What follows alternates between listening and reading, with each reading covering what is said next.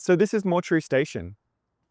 And Mortuary is like the So family. yeah, so this was built. Mortuary Station was built in 1842 as one end of Sydney's largest cemetery, Rookwood, so that when someone would pass away, the funeral would happen in a church here in the city.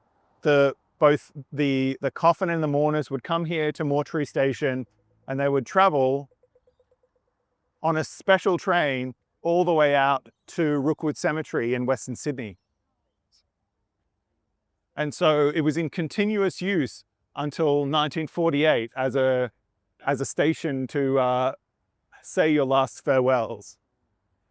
In the years since then, it's been a restaurant and an event centre, and it's now awaiting its next journey. And so only in the last 2 weeks, we've seen the New South Wales government launch their Central Precinct Renewal rezoning strategy.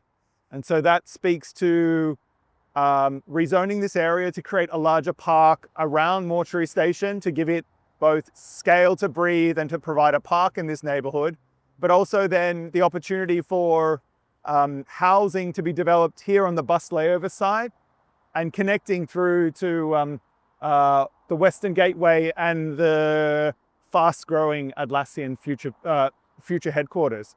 And we're going to head down towards Atlassian now. They're going eventually. 41 levels. In fact, the building has just come this way a little bit.